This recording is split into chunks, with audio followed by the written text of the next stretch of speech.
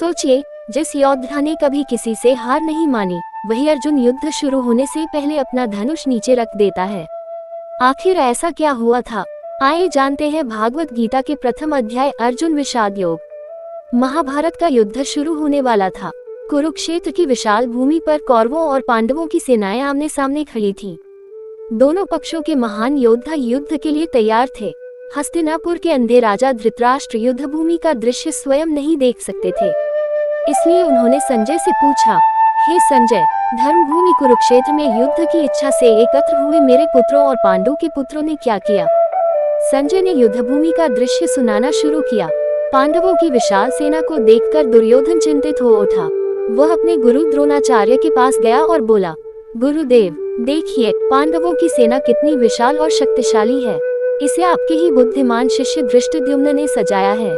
दुर्योधन ने पांडव सेना के वीर योद्धाओं का वर्णन किया और फिर अपनी सेना के महान योद्धाओं भीष्म, कर्ण, कृपाचार्य, अश्वत्थामा और अन्य महारथियों का भी उल्लेख किया।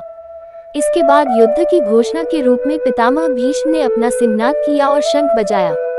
देखते ही देखते दोनों सेनाओं के शंख, नगाड़े और रणभेरियां गूंज उठी। उसी समय श्री कृष्ण और अर्जुन ने भी अपने दिव्य शंख बजाए। उनकी ध्वनि पूरे आकाश और पृथ्वी में गूंज गई। तब अर्जुन ने श्री कृष्ण से कहा, हे कृष्ण, कृपया मेरा रथ दोनों सेनाओं के बीच ले चलिए। मैं देखना चाहता हूँ कि मुझे किन लोगों के साथ युद्ध करना है। श्री कृष्ण अर्जुन का रथ दोनों सेनाओं के बीच ले गए और उसे भीष्म तथा द्रोणाचार्य के सामने खड़ा कर दिया। अर्जुन ने जब चारों ओर देखा तो उसका हृदय द्रवित हो गया। उसे अपने सामने अपने गुरु, पितामह, चाचा, भाई, मित्र, भतीजे, ससुर और अनेक प्रिय संबंधी दिखाई दिए। ये देखकर अर्जुन का मन मोह और करुणा से भर गया।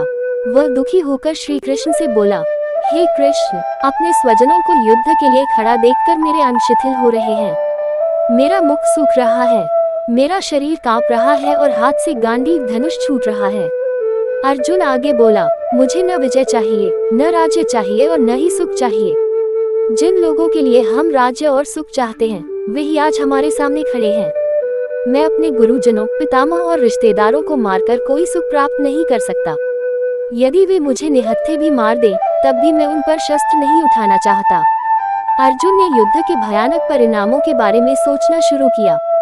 उसे लगा कि इस युद्ध से परिवार नष्ट हो जाएंगे, कुल धर्म समाप्त हो जाएगा और समाज में अधर्म फैल जाएगा। इन विचारों से अर्जुन पूरी तरह टूट गया।